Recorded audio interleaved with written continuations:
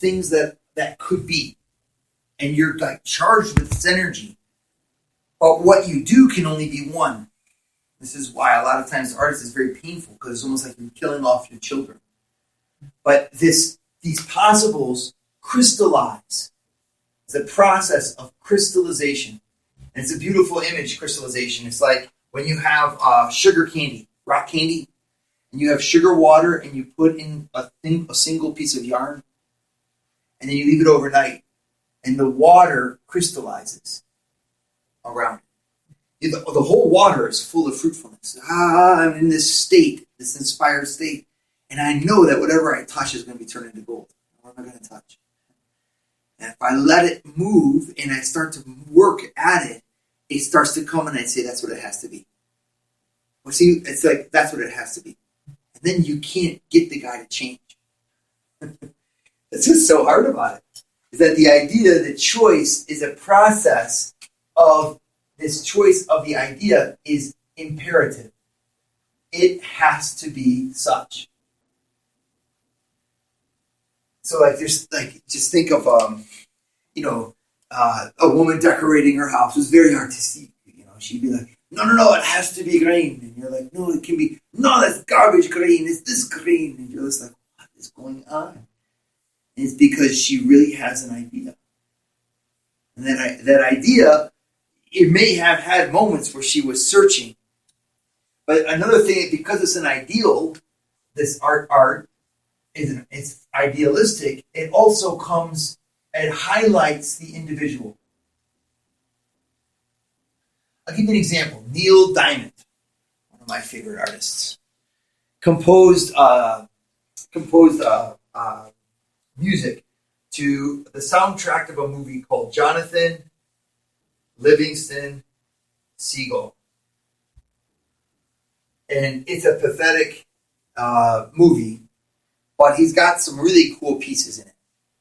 Well, to do this, he had to withdraw himself. This is the great saga of Neil Diamond.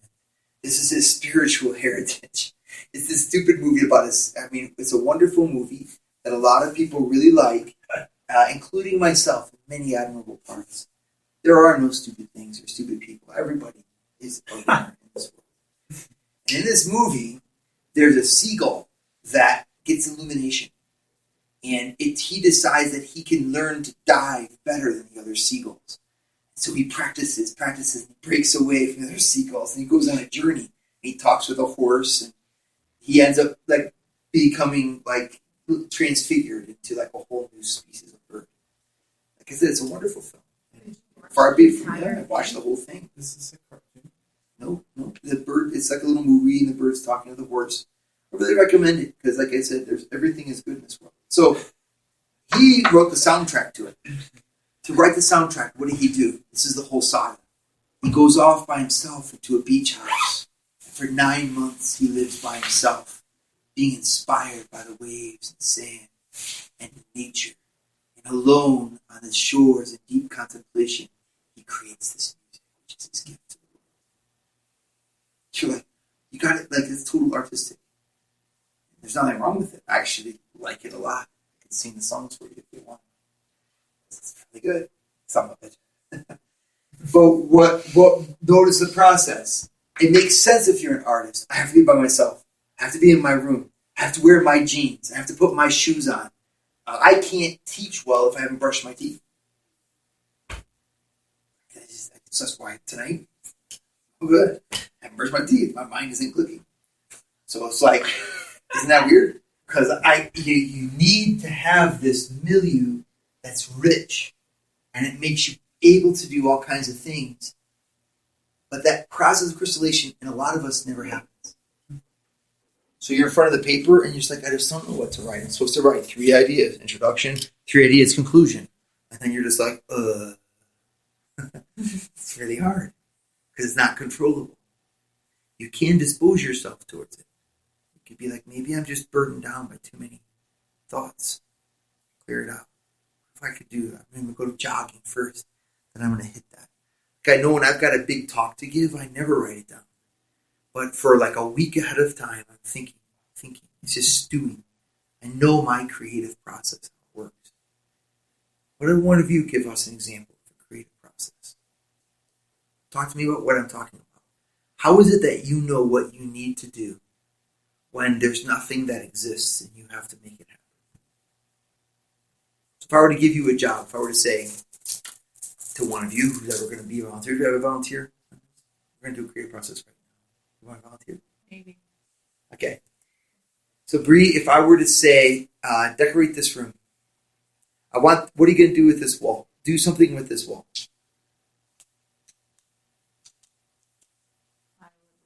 Wait, what's happening right now inside? Right now?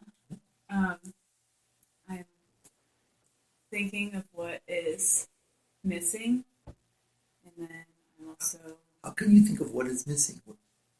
Well, I need to... and so I'm looking for something that's missing, I guess, and looking at what needs to be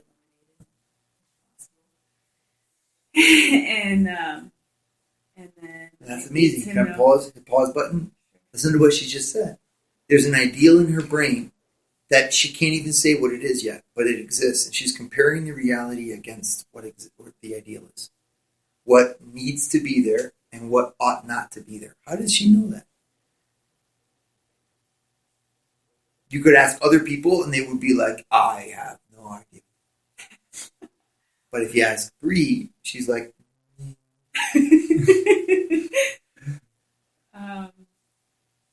and then I'm thinking about what the options are as far as what can fill it.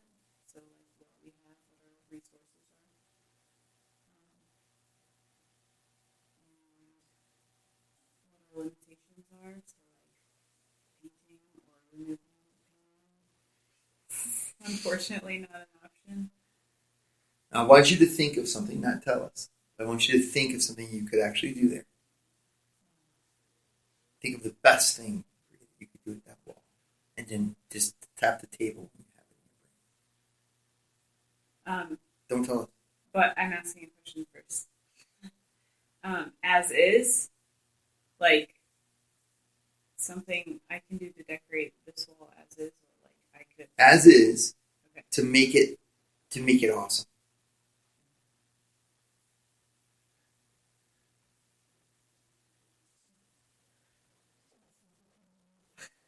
Do you guys understand what she's doing? Have you ever done something like this? In your brain, been able to say, no, I don't know what ought to be, but it ought not be that. And it ought to be this. Have you ever done that? It's kind of cool. Like, you don't have to answer, but I want you to be in admiration here. What's happening? Look at her eyes. Look at her passion. Isn't this amazing? There's an ideal going on. I'm going to keep talking. There's an ideal going on. Do you want me to talk you through what's going on? No, because I'm going to do something. Okay. There's something happening inside of her she's comparing reality against, but she doesn't know what it is yet. In a few moments, she's going to tap the table because she's going to be like, I think I know what it is. It's a process happening. She's drawing on all of her experiences. There's this energy going through her. It's going to be an idea. It does take a long time. There's a lot of pressure here. All right. So close your eyes.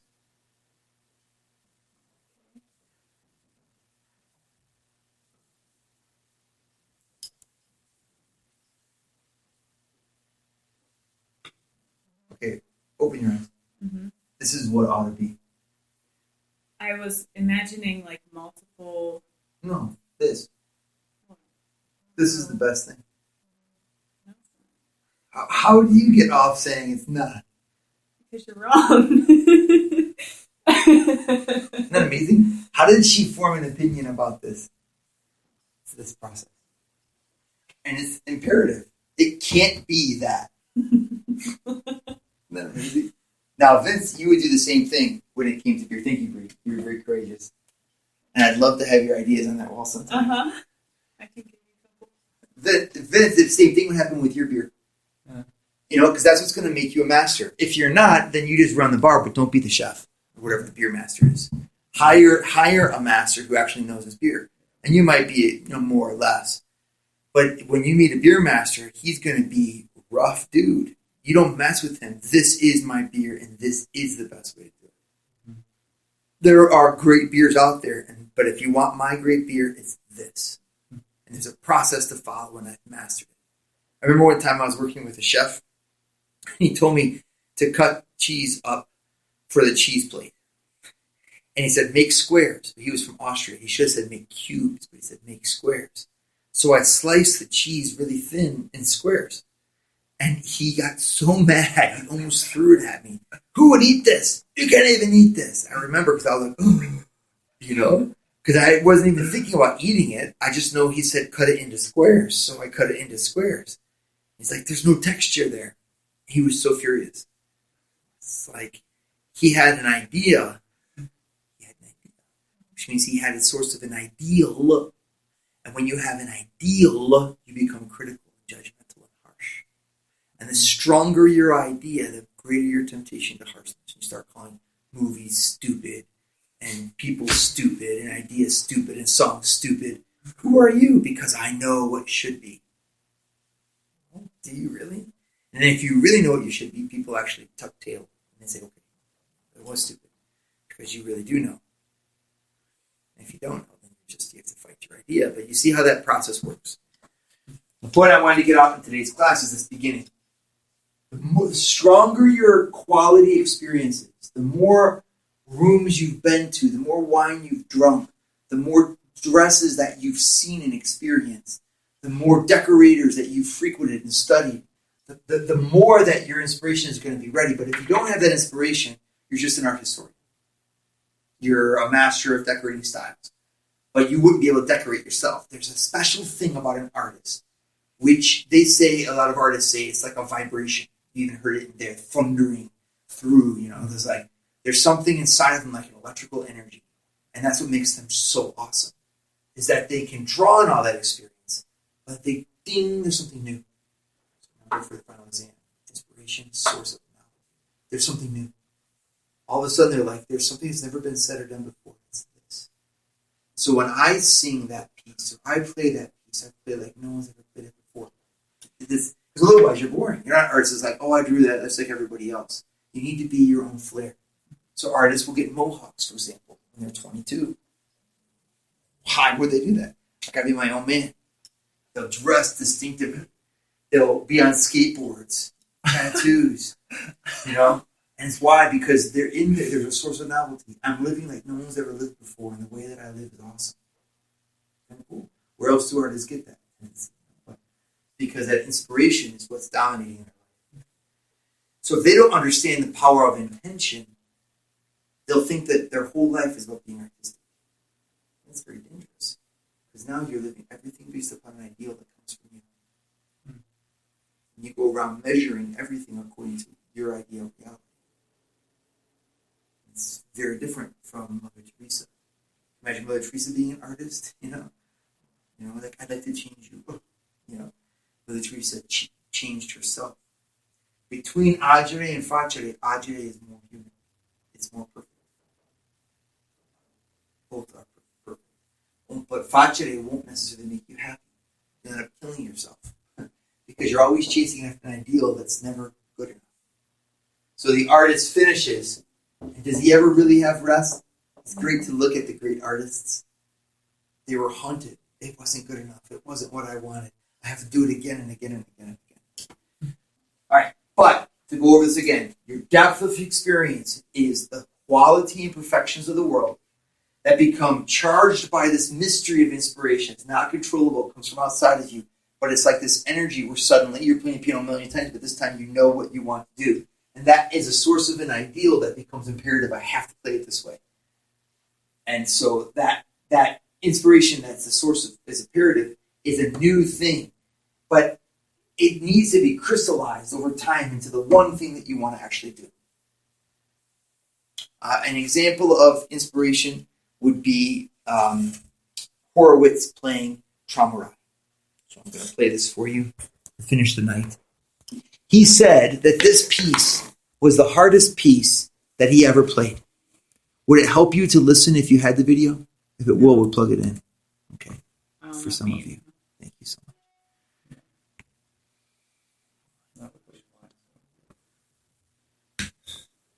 I want you just to listen to this piece because you're going to hear inspiration at work. YouTube.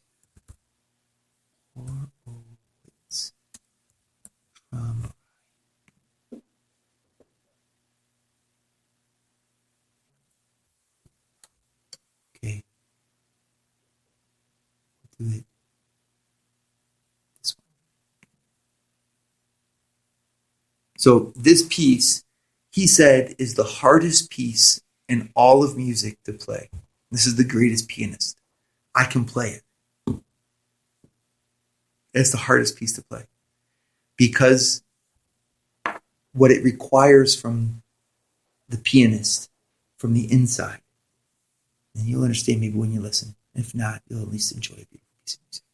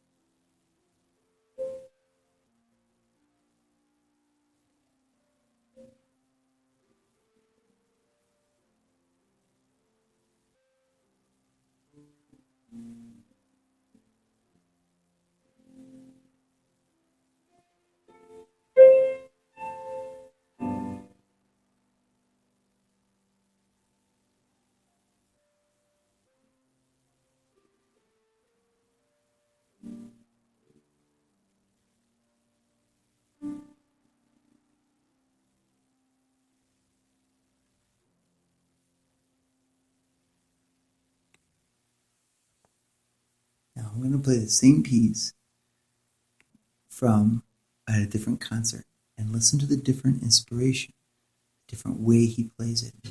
Looking for an easy way. Aww. That was the How different depressing. version. Barbarism.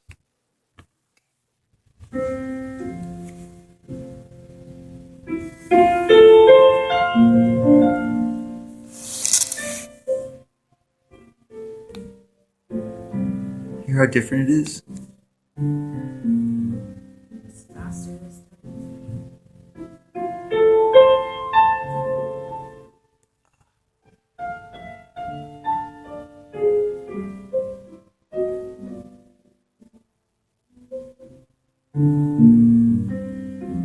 And he's different accents and different parts.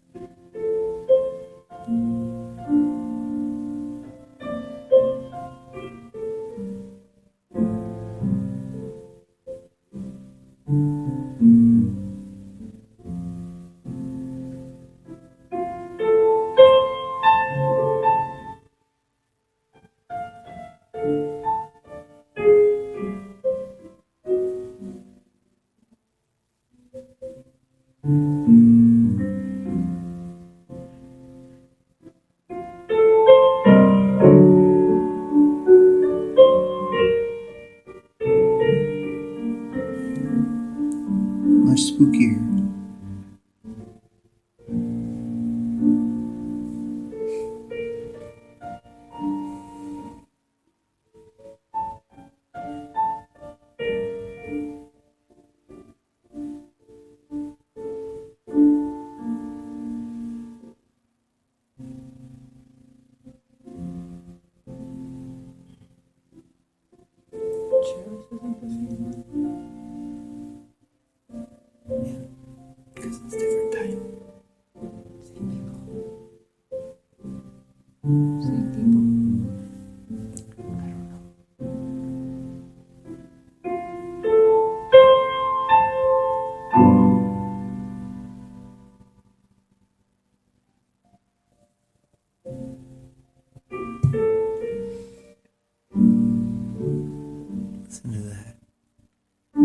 playing this in Moscow.